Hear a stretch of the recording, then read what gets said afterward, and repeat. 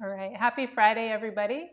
I'm so excited to be with you today and sharing what we're going to share today. We're talking a lot about the female reproductive systems or systems, definitely there are multiple, and how we can support that cycle, that process in our yoga practice. So for today's class, what you are going to need, or hopefully have, if you don't have it, don't worry about it, but a couple of blocks would be nice. I have a little bottle of rose water. I'm sure that's probably very hard to get last minute. And I also have a hot water bottle. If you're actually on your menstrual cycle, you're in the bleeding phase of your menstrual cycle, then it might be nice to have a hot water bottle today. And then I also have a bolster or a big, big pillow to lay back on. And that just grab the biggest pillow from your bed or your couch, and that'll work. All right. So is this both, Amanda? Yeah. All right. Should we disconnect them? No, they're for her. Okay. All right, so just take a minute, find a comfortable seat.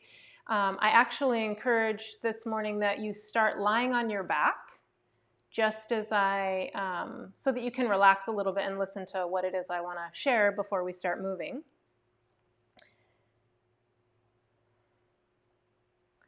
So first thing is, today is Friday, and in Ayurveda and in the Vedas, every day is ruled by a different planet. And it's pretty easy for us to see that connection if we just look at the root of the names of the days. Moon Day, Monday, Martes, which is Tuesday, is Mars Day. Miércoles or Wednesday is Mercury, Thursday is Jupiter, Friday is Venus, and Saturday is Saturn Day. Today's Venus Day, and so it's all about honoring the goddess, that feminine, beautiful power.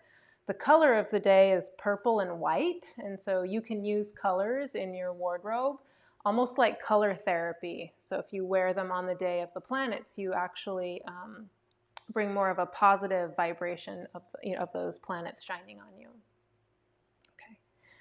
So take a moment here and just take 3 deep breaths. Inhale through the nose. And as you exhale, open the mouth, relax your jaw, and let the breath seep out.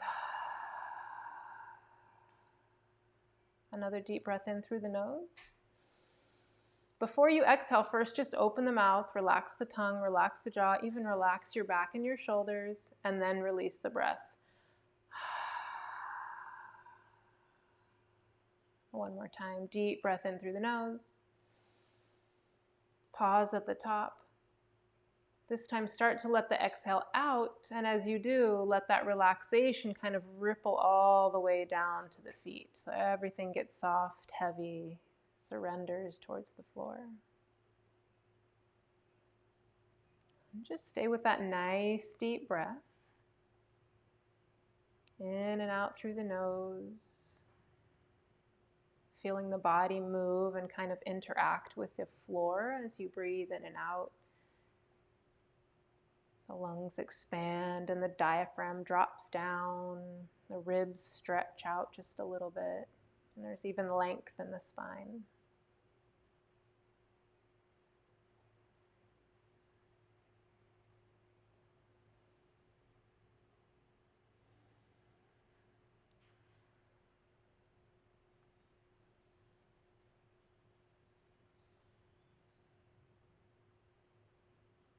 So today I'm going to share a chant with you, and I'm just going to chant it. You can definitely join me if you know the words, or you can just let the vibration wash over you.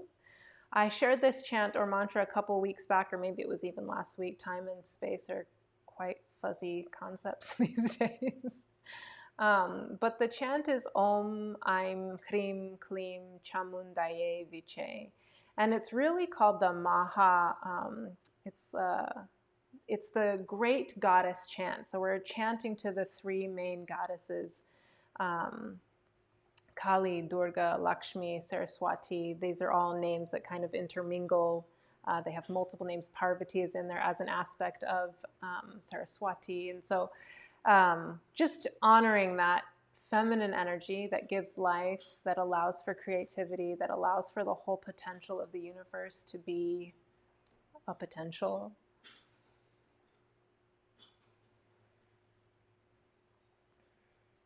Okay, I'm going to chant this sound 3 times. Om Aim Hrim Klim Chamundaye Viche. Om Aim Hrim Klim Chamundaye Viche. Om Aim Hrim Klim Chamundaye Viche. Feel yourself breathe in and out. 3 more breaths. So I'm just going to share as you lie there and kind of bask in that vibration. I'm going to share a little bit about the Ayurvedic concept of the female reproductive system. So in Ayurveda, it's called Artava Vaha Srotas, and that's the female carrying channel. So these carry the female hormones and fluids and functions throughout the body.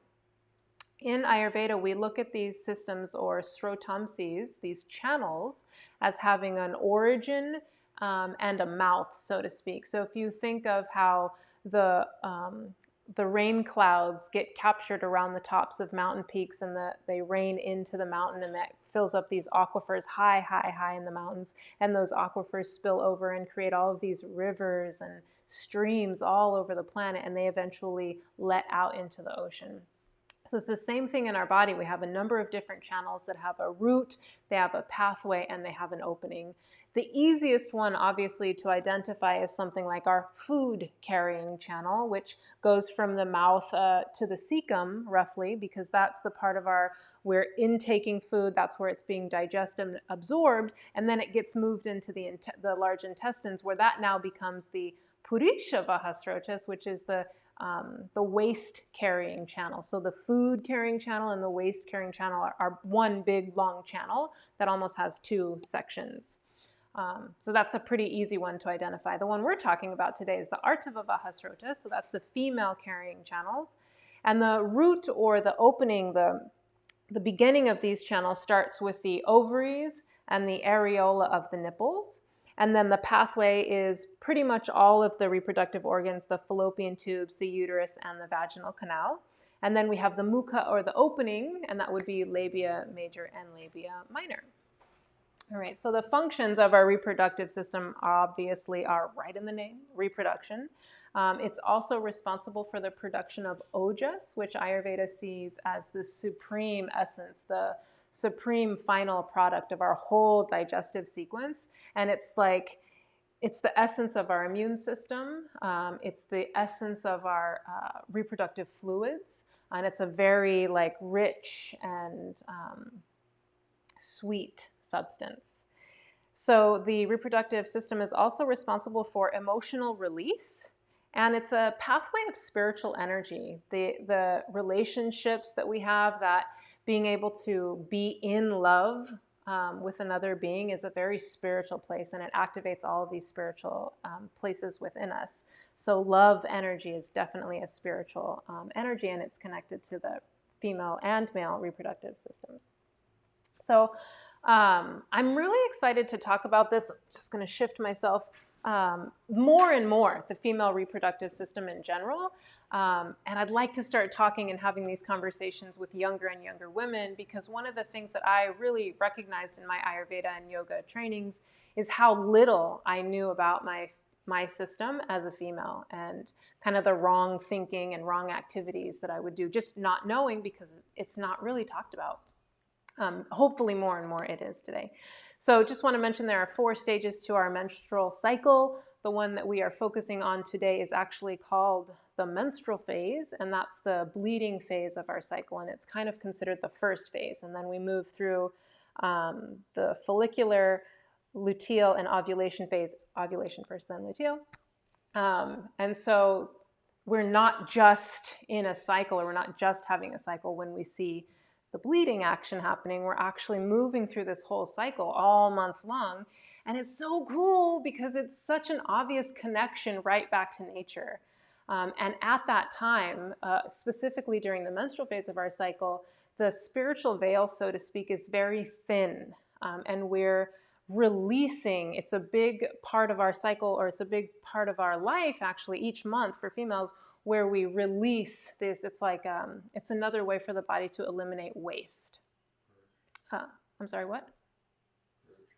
Purge, right. So I just want to share a little bit about, and maybe even I want you to ask yourself, like, what does it mean for you when you're honoring something? For me, it means that I bring some attention and awareness, some intention as well as attention to whatever it is that I'm focusing on.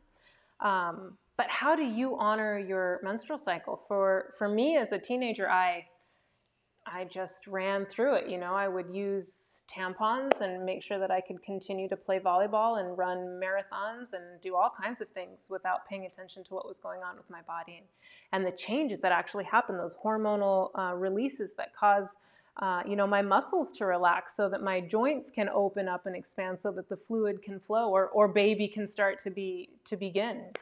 And so some of the ways that I honor my cycle, more and more I'm learning to do this, obviously.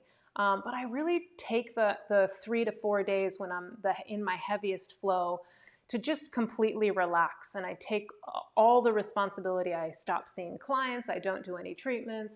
I do less in the kitchen in terms of cooking and cleaning.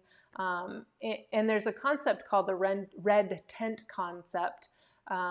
We won't talk about it too much here, but it's just the idea that women can get together in a specific place and be supported and nourished as they're going through that process.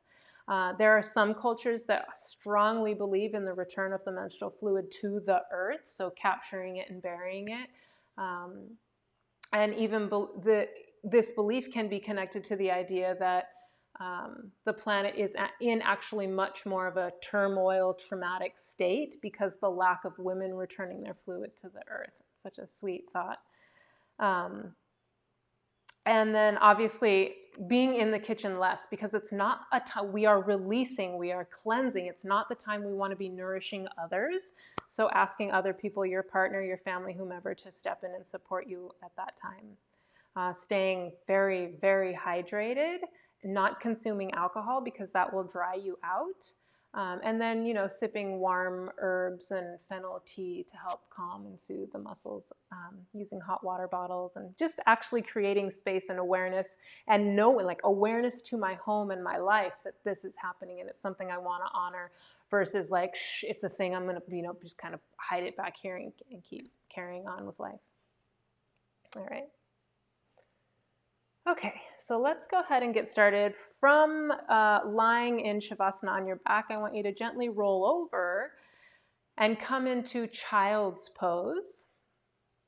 And as you make your way there, I'm going to mention that some of the things that start to disturb the female carrying channels are intercourse during the menstrual cycle, excessive intercourse at any time, birth control and being on birth control for long periods of our life can definitely disrupt our hormones and our cycle. Trauma, physical trauma, sexual trauma, emotional trauma, because our reproductive system is so connected with our emotions and intimately connected with our nervous system, any kind of trauma will disturb that system. And then, of course, drugs and like psychedelic substances will alter our system. So it will alter our reproductive system as well. All right, so we're going to move through some postures today, starting in child's pose. The areas that this is my co-teacher, Tiny, today. I'm not sure how much she'll move. We're dog sitting, but she's real sweet. All right, so a couple areas we want to focus on today, sorry, sweet dog, are the pelvic area, the hips, the thighs, and the heart and the crown of the head. These are some of the areas we're going to focus on today. All right, so coming into child's pose, taking the hips back to the heels. Tiny, I'm going to sit on you. Watch out, babe. All right. Okay, so depending on where you're at in your cycle, and I do recommend that if you're on your heaviest part of your cycle, your flow is very, very strong or heavy, maybe just watch or listen and feel into the different postures. If it doesn't feel right for you, please don't do it. And also honor and be mindful of your pitta, because we really don't want to push ourselves into any postures today. We just want to be right where our body needs us to be. And because during this phase of the cycle, there is some excess mobile quality in the joints, we can actually hurt ourselves because we can slip into deeper aspects of a posture than we normally would be able to, just because of that looseness in the joints. Okay, 3 more breaths here. Already through this shape and breath, we're starting to activate different Marma points or energetic points on the body that help to allow for flow in this channel, in this system.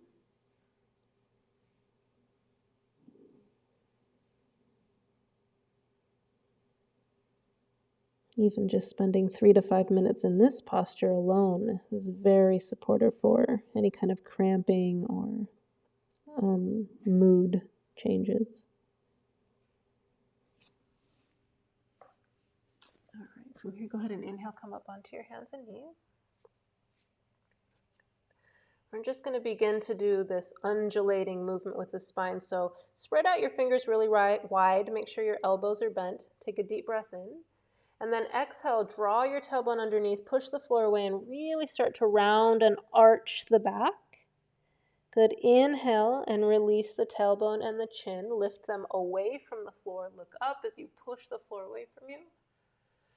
Exhale, round the back. So we're just slowly moving back and forth through this cat-cow position. Inhale as you lengthen. Really take a deep breath and stretch the belly. And as you exhale, squeeze the abdominal muscles. Draw the belly button up towards the spine. Round the back. Good. Inhale and lower. Lengthen out the belly. Good. Exhale, round. So all of yoga is really mimicking nature. Continue to inhale and exhale back and forth. And right now we're going to mimic our pets. So we're obviously mimicking the cat-cow position. I don't know how many cows you have. But this action, both are what cats and dogs do each morning to warm up and stretch their body. So from here, come back to a neutral spine and extend your right leg back behind you. You know, sometimes we'll see them stretch one leg out behind them and then the other. So go ahead and switch to the left side, pressing the ball of the foot into the floor, reaching back through the heel. Let's do that one more time, each side, just kind of shifting into the hips and then extending the right leg back. Oh, it feels so good. Switch to the other side.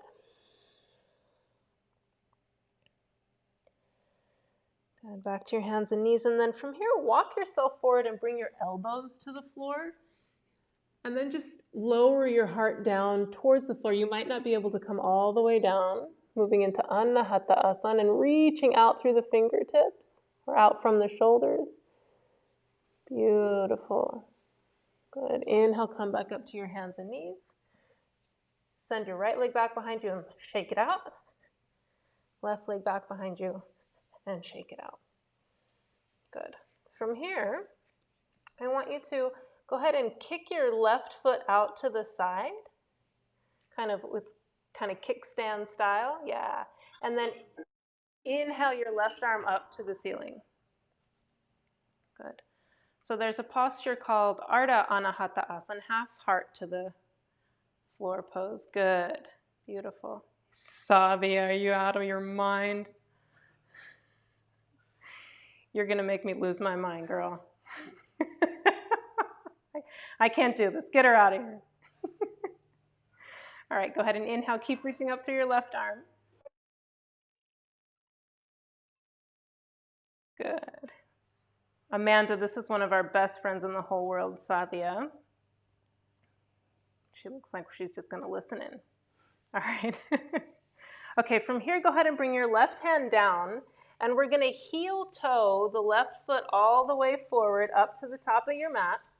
so that you're in a lunge position. Good, and then shift forward into that front knee. Maybe even walk the right foot back just a little bit and sink gently down into your hips. We're not going to take the hands away because it's too much deepness for the hips right here. Hey, kids. Yeah, all the ladies in the house. All right, take a couple of breaths here. Yeah, back knee on the floor. Yeah, really resting. In fact, if you had a couple of blocks, I would suggest that you put them right inside your left leg so that you're up just a little bit higher.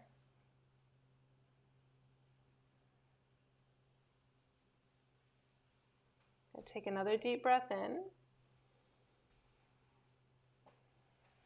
So this is really nice for helping to increase the flow of fluids. If you're having a little bit of cramping or tightness in the hips, this is a great posture. Just this one alone, you could do a couple of breaths each side in. Great. Okay, so bring now your left hand inside the left foot, shift back into the right hip, and step back onto your hands and knees. And go ahead and sit back in child's pose for 2 breaths.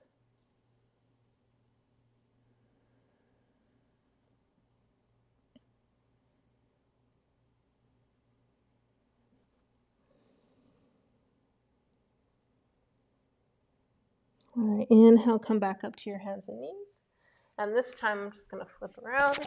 Go ahead and extend your right foot out to the side, kickstand style. So it should be right out from your right hip. And then inhale the right arm up towards the ceiling. Deep breath in as you reach up through the right hand. Maybe even release it back behind as you exhale, always being really mindful of how much you're twisting and how deep you're going, especially at this phase of our cycle. Good. And then exhale your hand back to the floor and heel toe the right foot all the way up to the top of your mat. Maybe even walk it up a little bit further. And then inhale, take a deep breath in, and as you exhale, you're going to shift forward and sink into the hips a little bit. My blocks are on this side. So bringing the blocks just inside your right foot if you have them. And I suggest that you start up really high so that you don't overextend in the hips. You might be a little bit crampy, and this will definitely help to release the cramps, but in the beginning it can make them feel a little bit worse. Good. So now try bringing the blocks inside and maybe coming to your elbows, but we're not going to go any lower. Taking 3 more deep breaths here. Oh, I miss those kapha toes. Yep, you, Sadia. All right, we should just pin Sadia's video. All right, 2 more breaths. We're spending a lot of time here. You could spend even more time here if you're watching the recording. I would just pause maybe and take an extra 3 to 5 breaths right here. Good. For us, we're going to go ahead and come up to the hands. I'm going to set the blocks off to the side, and then just step back to your hands and knees and right back into child's pose. This child's pose, I'm going to suggest that you actually put a block under your head, even if your head can easily touch the floor, because this will help to release the cervical spine, and we hold a lot of emotional tension and stress in that area. So this is very supportive. Even though it's a little higher up in the body than we're working on today, it's still supportive.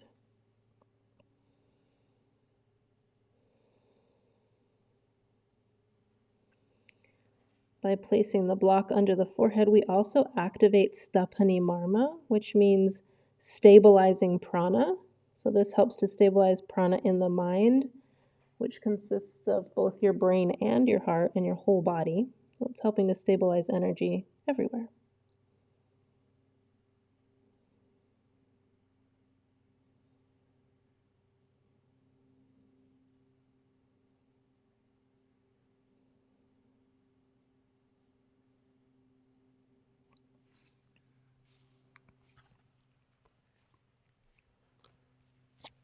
We're going to be here for 2 minutes, so really take time to breathe deeply, relax into your hips.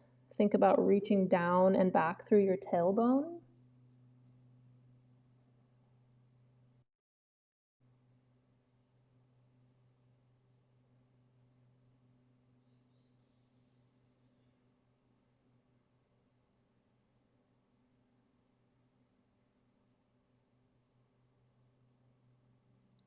Good. From here, come up onto your hands and knees.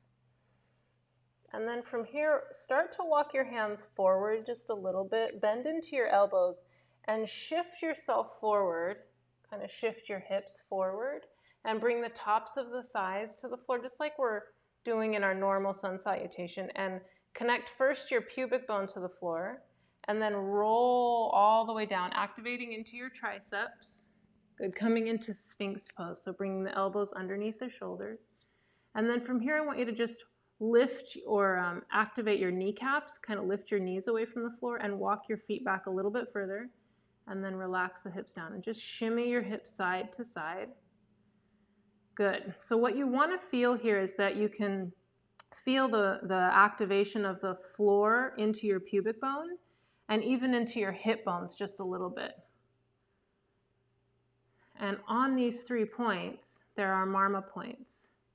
That when we press a Marma point, it's like unkinking a hose. And so it lets energy and fluids and nutrients circulate into that area very easily. And so by pressing these 3 points, we're unkinking the hose of Artava Vaha Srotas, which is allowing energy and oxygen and this vital life force to reach all of these reproductive tissue and organs. Good. From here, go ahead and walk your hands all the way out now. Palms together in front of you and rest your forehead one more time on the floor. Bend your knees and gently, gently, gently swing your feet side to side. Sway, not swing.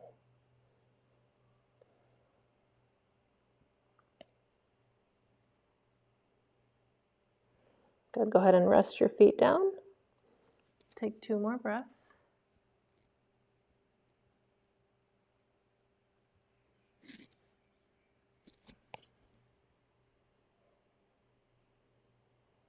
You guys are looking good and relaxed. Take a couple more deep breaths, really breathing deeply and intentionally into your belly, into the lower belly, the space between the belly button and the pubic bone.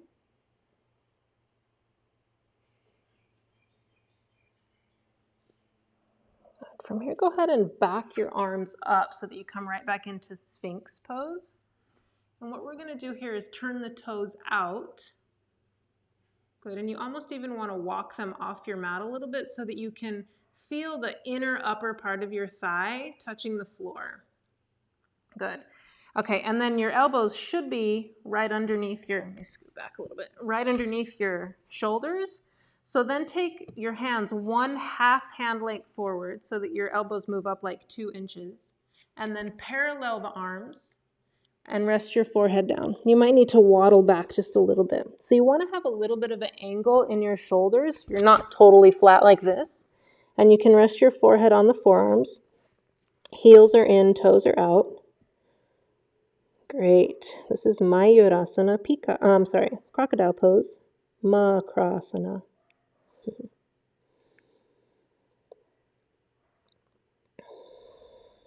Taking 3 deep breaths again, just feeling into those 3 points, the pubic bone and the hip bones.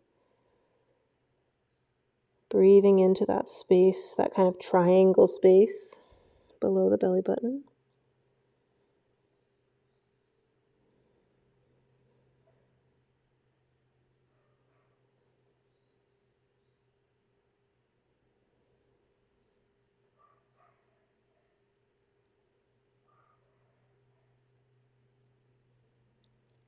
Something that can feel really nice here is if you have a loved one that could place a hot water bottle right on the sacrum during the menstrual cycle. In this posture feels really, really good.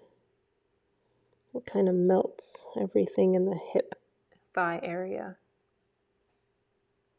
Okay, from here, let's bring the legs straight back behind us.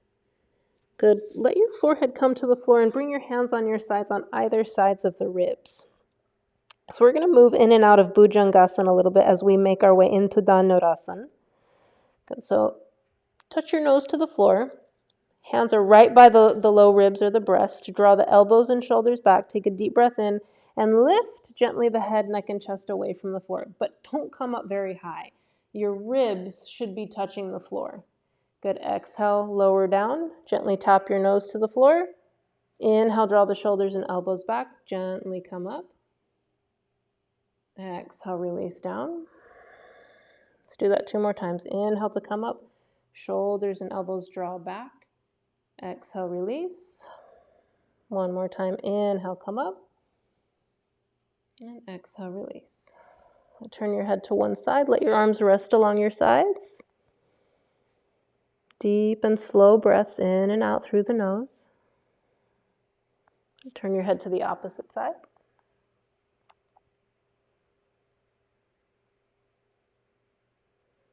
Good. From here, bring your forehead to the floor, bend your knees, and take a hold of the tops of the feet or the ankles. And start by gently pulling your heels towards your glutes so that you can stretch into the quadriceps just a little bit. We're kind of letting them know what's happening. Good, and then press your knees into the floor, lift your hips away from the floor. Good, release the hips back down, take a deep breath in. And as you exhale, start to press the tops of the feet into your hands and come up into a really, really baby Dhanurasana. So if you just look for a second, this is a little bit more full of an extension of Dhanurasana for me. And I'm on my cycle, so we're not going to push it. I'm just going to show you. And then gently coming back down so that I'm like at 30% of what my maximum would be. I'm really being gentle and just trying to put a little bit of gentle pressure into the reproductive organs so that there's a release of cramping, kind of like massages them. And then when we release and come down, so go ahead and do that. Release the legs down, release the tops of the feet. Turn your head to one side and rest.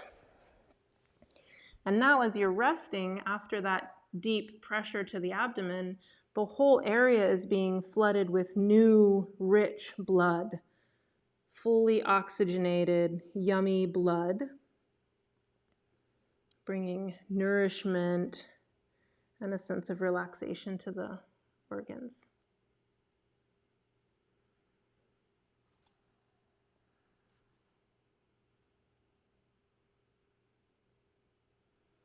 Okay, go ahead and come up onto your hands and knees. Take your hips back to the heels. Shift to the side so that you're sitting to the left of the feet.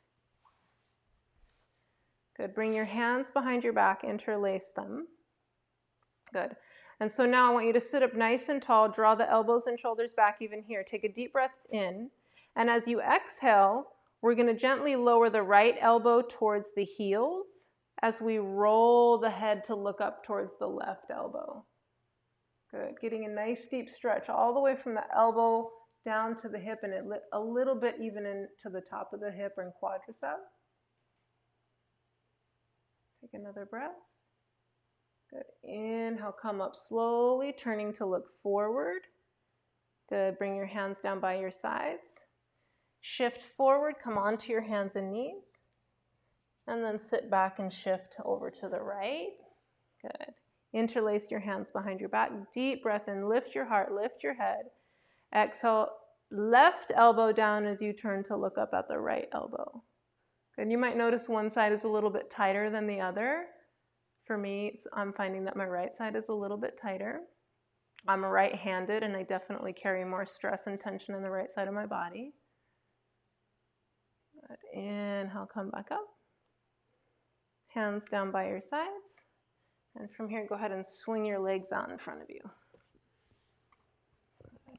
So one thing that's important to be mindful of here as we're honoring our system is that even though for me normally I can go pretty easily into a forward fold, right now my back and my hamstrings are a little bit tighter than normal. So I suggest, even if it's just a little bit of lift, that you put something underneath your sits bones, and that'll just help your back and legs relax a little bit. Takes a little bit of stress and work out of the erector muscles. Good. From here, let's go ahead and take the legs open about to a V. And I want you to think about how wide you could normally get your legs here and then come back like 60, 70%. Good. Flex your feet. Let me listen to myself a little bit because surely I couldn't go out straight to the side. All right, inhale, reach up through your fingertips. Take a deep breath in. And then exhale, start to hinge forward. Good, coming about 20% way forward. And then bring your hands down and just let them act kind of like a kickstand almost. And take 3 deep breaths here. So you're feeling some stretch in the back of your legs, but not so much in the back of your back. All right, we're kind of feeling the top of the hips stretch all the way down to the back of the heels. Good. If it feels comfortable for you, this is another great place to have a block. So you can have even 2 here, or a big pillow. You could stack your arms and rest your forehead. Good. So one of the great things that we learn in yoga is how to selectively and intentionally relax certain parts of our body, because we can't relax it all the time, always. And so as we are folding forward, the back of the hamstrings are stretching, the fronts of the legs are contracted and active, but pretty much everything else in my body has the opportunity to be soft, relaxed, and restful. I can select where I want there to be activation and energy, and I can select where I need there to be relaxation and softness. All within the same body, just a little bit different intention on different parts.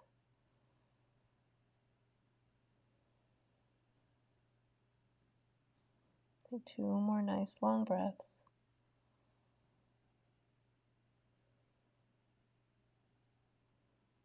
Good, and then just lift your head away from your arms and start to walk yourself up to a seated posture. Good. Keep the blocks handy if you have them, and start by bringing your left knee up and in, and then down. So we're going to come into this modified Janu Sirsasana, so head to knee pose, but we're not going to keep the legs straight out in front of us. We're going to have it open to the side like we were just working with. Great. All right, from here, take a deep breath in. Reach up through your fingertips. Good, and as you exhale, I want you to bring your right elbow down to the inside of your right knee. And again, this is another great place to have a block. Good, and then you can just kind of rest your arm here. Reach your left arm up and over as if you could arc all the way over and maybe touch your toes. Good, but just kind of out to the side. And even think of like rolling your torso up to look at the ceiling. Get that nice stretch all through the right side of the body. Take another breath here.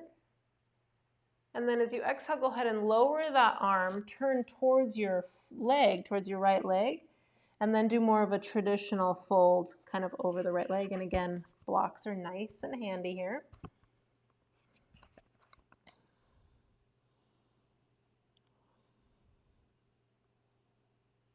This posture I find so useful if I'm having cramps, especially in my hips and thighs.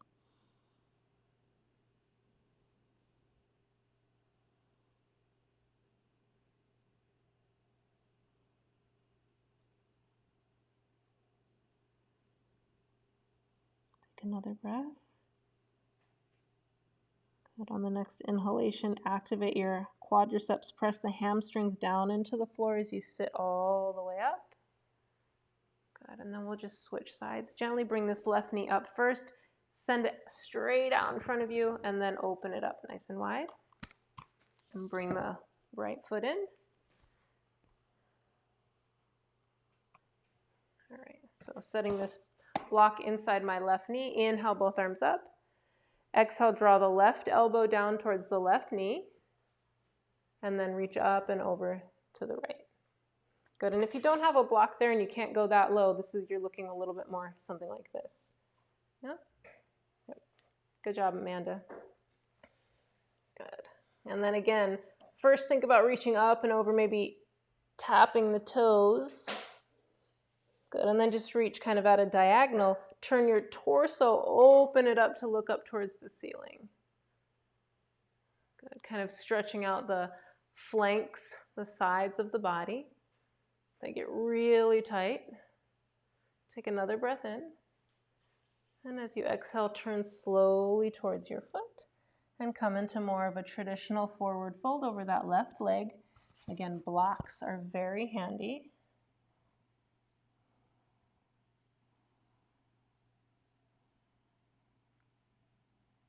I would say that blocks are pretty much mandatory in a asana practice that is supportive to Artava Vaha Srotas, just because we don't need to be pushing into the full expression like we normally would. And the blocks and props are a great reminder of how we can accept and use support.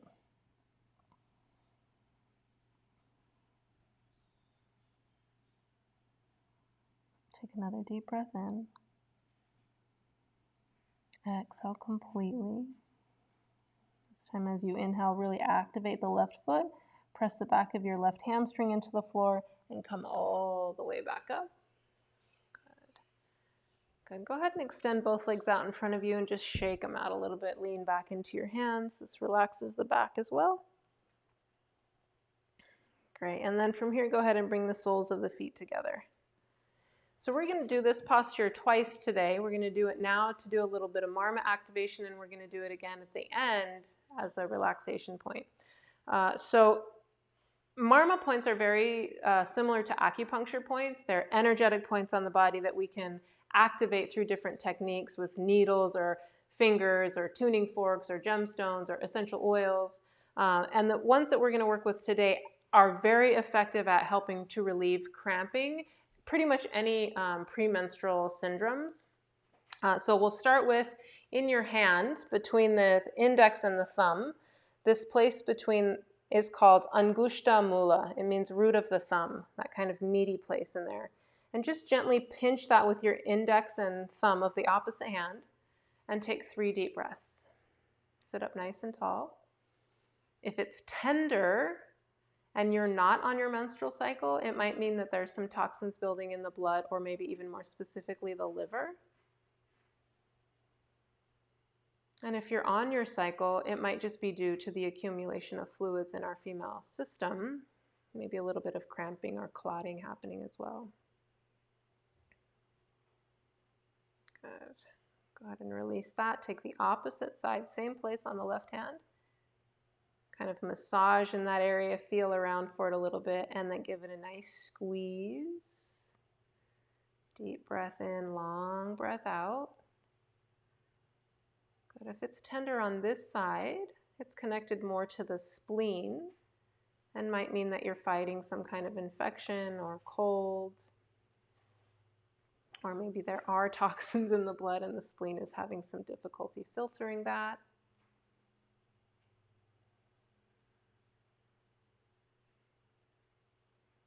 Take one more deep breath here. And then release. Good. And then just take a minute, extend your arms out in front of you, and squeeze and stretch the fists a few times.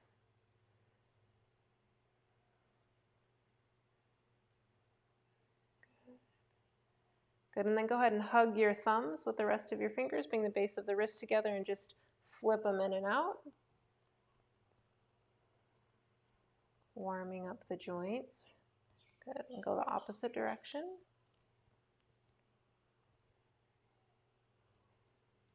Great, okay, now we're gonna bring the elbow, the right elbow. Actually, let's start up a little higher. We're gonna go to Indra Basti. So just inside the medial side of your calves.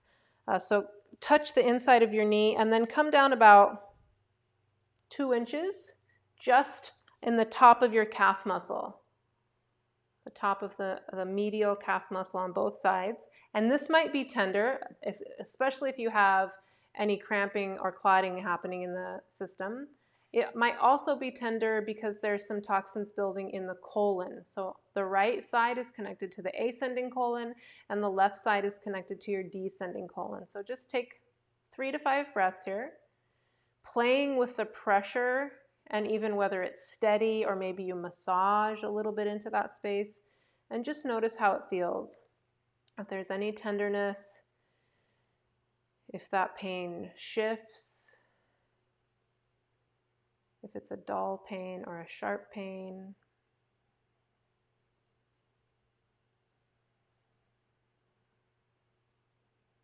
And then let your observation mind relax and simply press the point and breathe.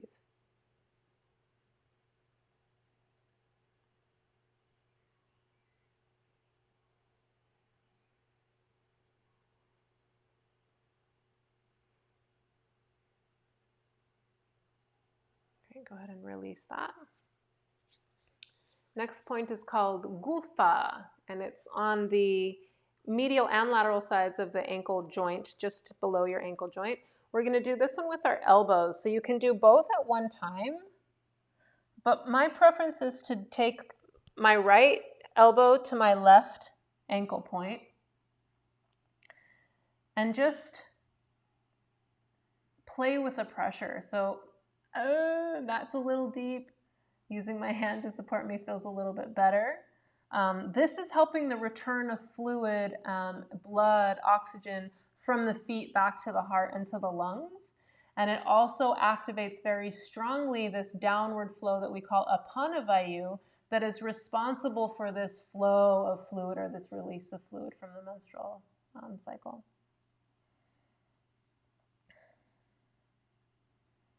Good. Release. Go ahead and switch sides. Left elbow to right gulfa. If you ever have any swelling in the ankles or feet or tingling and numbness in the feet, this is a great point to use because it just activates the circulatory system. Activates Vyana Vayu and Apana Vayu.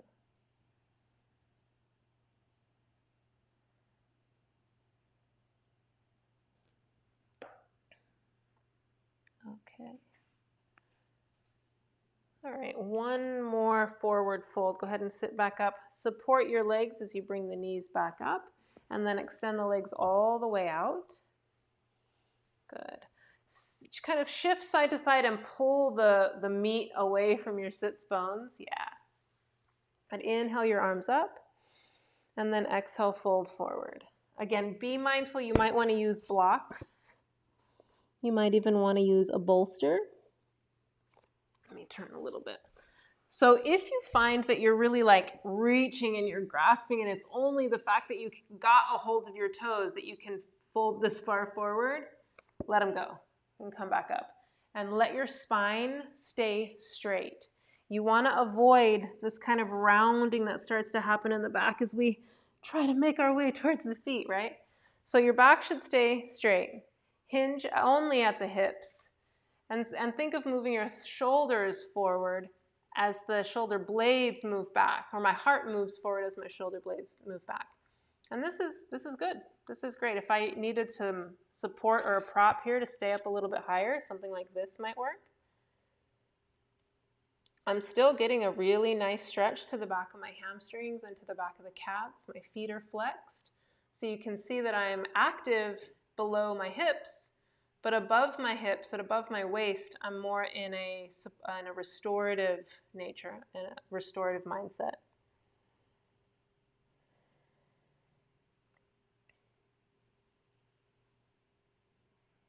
Great. One more nice long breath here. Slowly sit up. We're going to set these blocks and props off to the side, and then just lean back into your hands and bend your knees. Good. I like to keep my hands wide here with my fingertips pointing away from the mat. And then we're just going to shift side to side like we're doing the windshield wipering. But be mindful, what can happen here is we can walk ourselves all the way down the mat. You see how I'm moving slowly? So just be mindful of that and don't go too far, because you'll start to give your shoulders some tough work. All right, so then we're going to make this movement a little bit bigger. All right, so take your knees over to the right. Take a deep breath in. Good, and then exhale, shift them over to the left. Inhale, sweep your right arm up and over behind you, and then look back over your left shoulder. Good. Inhale, big sweeping movement with the arm. Open the knees. Good. Wide knees here. Just let the knees fall away from each other. Good. Deep breath in. Take the left knee, left arm up and over. Good, back behind you, and now look over the right shoulder. Yeah, good. Let's do that a few more times. Inhale, up and open. Opening up the legs, coming onto the outer edge of the feet, and just let the knees gently fall apart. Good. Inhale, take the rest of the journey across the body and look out over your left shoulder. Good. Let's go ahead and swing back the other way. Pausing in the middle. This feels so good. Really relaxes the hips, the ovaries, the uterus. All right. Inhale, continue to go over to the right. Looking back over the right shoulder. Great. Inhale, come back. Exhale the hand to the floor. Let the legs fall open.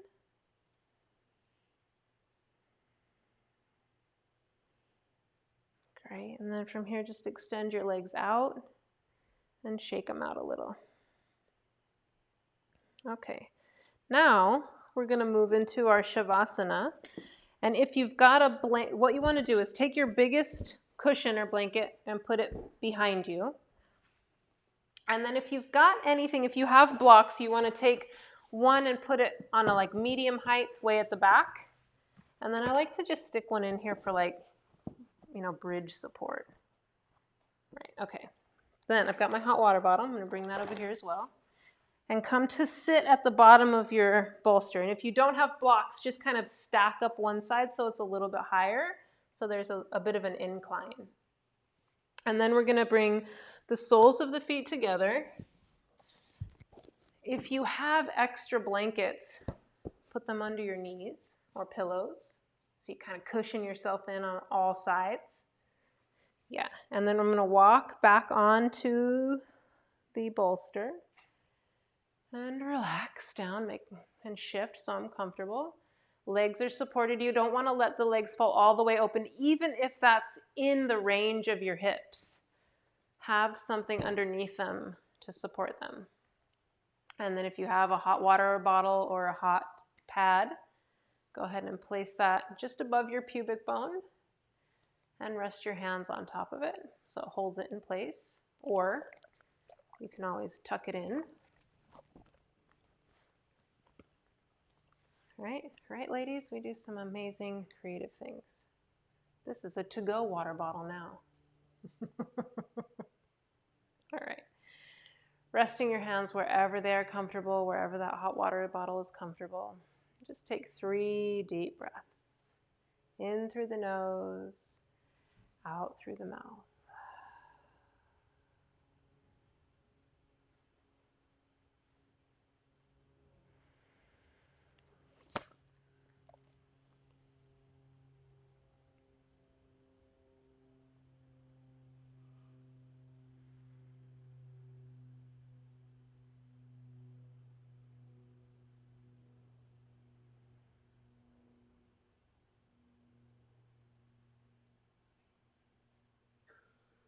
Take a minute now and let your mind, your awareness, your concentration find its way to the center of your chest, right over your heart, right over the sternum.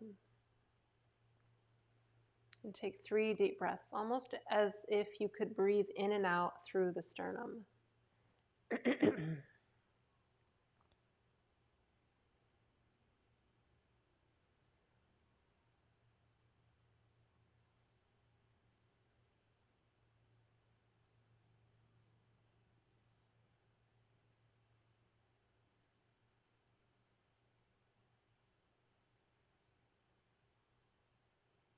Take a nice deep breath in. This time as you exhale, let your awareness drop down a little bit further, coming to the xiphoid process, the solar plexus. Take 3 deep breaths here, imagining that you could breathe in and out through this spot. With each exhalation, relaxing your stomach, your pancreas, the liver, the spleen, the gallbladder, and even the small intestines start to relax.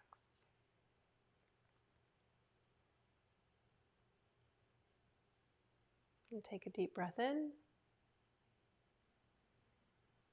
As you exhale, let your awareness lower, drop, sink down all the way to the belly button. And take 3 breaths in and out through your belly button, relaxing the colon, the whole colon, the appendix, the bladder, starting to get into those reproductive organs, the ovaries, the fallopian tubes.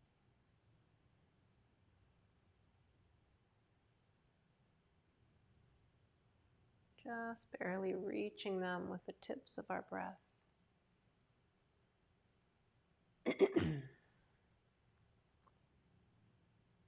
Nice deep breath in. With this exhalation, we sink all the way down to the space between the belly button and the pubic bone, halfway down, kind of in line with your hips, right over the bladder. 3 deep breaths.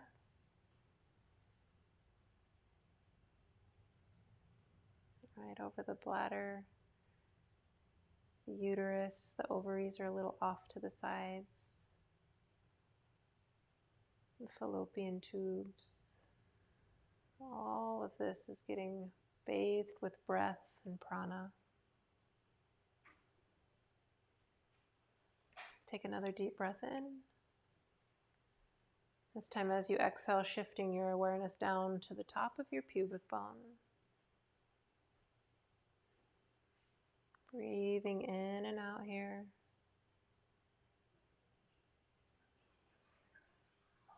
Now our prana, our awareness and attention is reaching the labia major and minor, the openings of the Artava Vaha Srotas.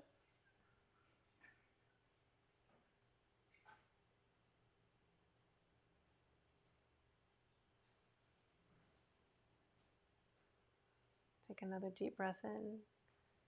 This time as you exhale, shift and let your awareness and attention fill your thighs, the space between the hip bone and the knee. Let that whole area fill with your awareness as if you could feel from the inside out. Starting from inside your bone marrow, working your way all the way out to the top layer of the skin.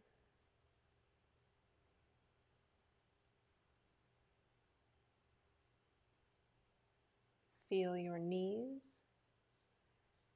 Relax your knees. Feel your shins and your calves. Relax the shins and the calves. Feel your ankles, your heels and your feet, and all 10 toes.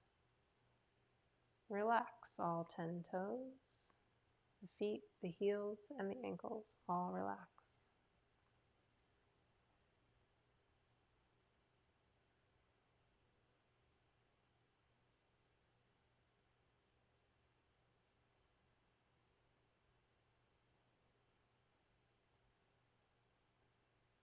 Take a moment now, just let your thoughts go.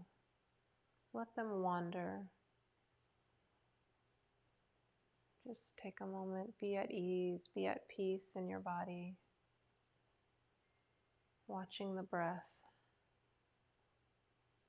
as if you were watching birds or some other beautiful aspect of nature.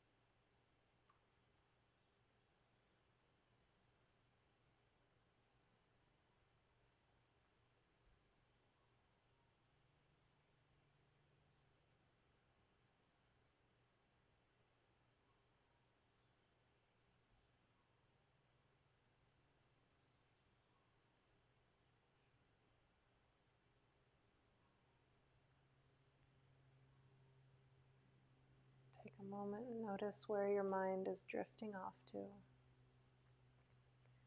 Take a deep breath in. Exhale out the mouth. Bring your awareness, your attention, and your focus back to the breath.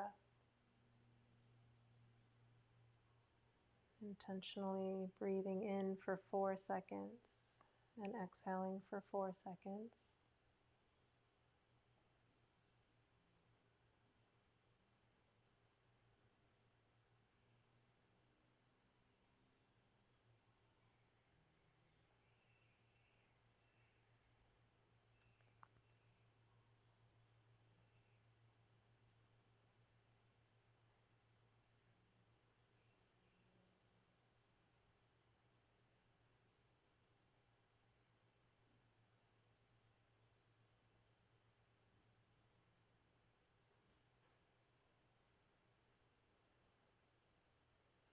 With your next inhalation, make it a little bit longer and a little bit deeper. And as you exhale, go ahead and move the fingers and the toes. Taking 3 to 5 breaths, and with each breath or each exhalation, just starting to move the smaller joints in the body. So now the ankles and the wrists, and then maybe the elbows and the shoulders. Good. Bringing the knees up, extending your legs out, stretching from the tips of the toes out through the tops of the fingers. Good. And then just place your water bottle off to the side if you have one. Place your feet on the floor. Good. And then wherever you are, you're just going to roll off to your right.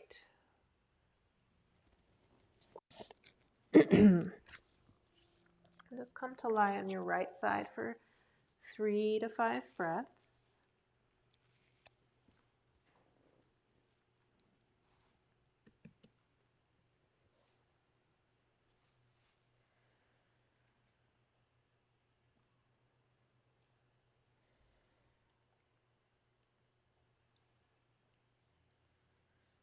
We'll make our way back up to a seated posture now, in preparation for some alternate nostril breathing.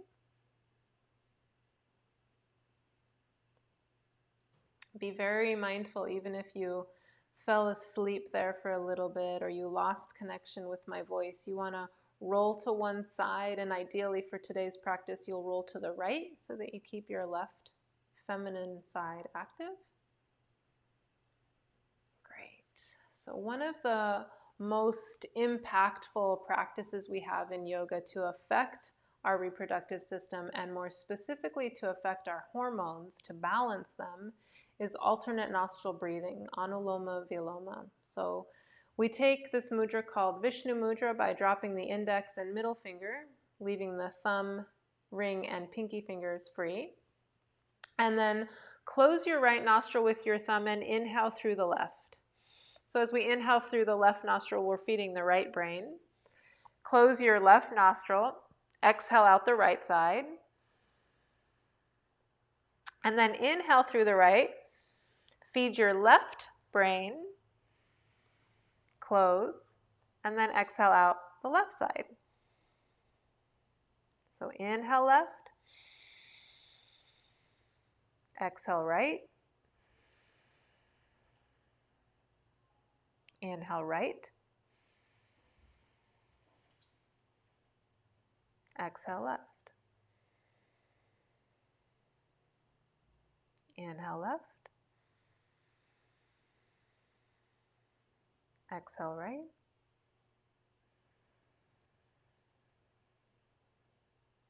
inhale right, exhale left. Continue with this breath at your own pace, your own rhythm, your own depth.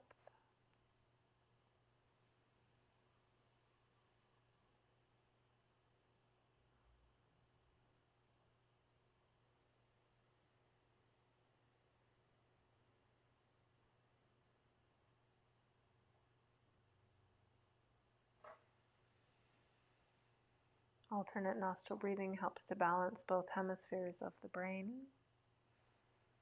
It helps to balance the Ida and Pingala nadis, which run opposite sides of the spine and intersect at each chakra.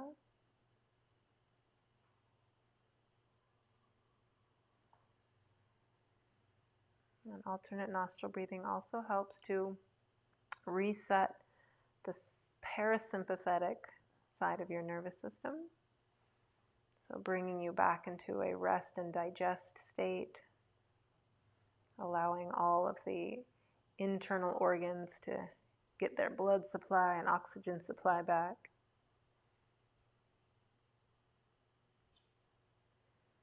And relaxing the adrenal system, minimizing stress hormones in the body. And the next time you come to exhale out the left side, finish that breath. And then return your hands gently to your lap and sit quietly for a few breaths. Being aware of the peace and ease in the body and mind.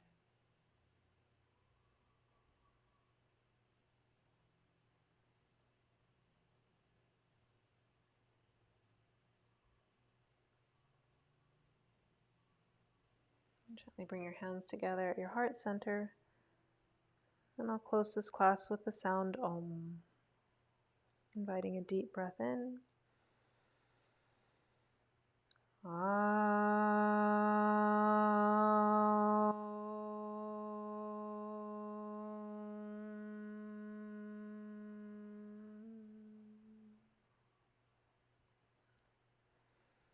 All right, thank you so much for checking out this class. I do have a few things I want to say that I should have said at the beginning, but good thing is you just watched this class, so we're safe. Some things you want to be very mindful of when you're on your menstrual cycle and you do want to do a little bit of yoga, always dial it back. We did talk about that a lot today, just pulling back your effort at least by 50, if not 60, 70%. Making sure that you don't do any inversions. If you got to see any of the social media postings around this class, it has a lot to do with we want to honor the apanavayu, the downward flow of energy that's happening during this part of our cycle. And by doing inversions, when we take the hips above the heart, then we disrupt that flow. It's like turning a river back upside down. It's not the right way that it needs to flow. And that can cause, obviously, disruption to the flow. It can cause UTIs. It can cause infections and just back up and build up a fluid. So we want to be really mindful that we're never taking our hips higher than our shoulders when we're on our menstrual phase of our cycle. So something like a supported bridge, okay for a few breaths, but don't do anything more extreme than that. Definitely no headstands. And do your best to avoid things like hot yoga and really extreme type yoga. On your menstrual cycle, keep it really simple, really slow. You don't even have to do more than 2 or 3 postures and just hold them for a nice long, maybe 2 to 5 minutes each. Although all the time being able to maintain a steady, rhythmic, comfortable breath. What else do we want to share? I think that's it. If there's more, I'll make sure I put it in the class description so you can read about it there. Thank you so much for joining us. Have a wonderful, wonderful Friday, and I hope to see you again soon. Mwah!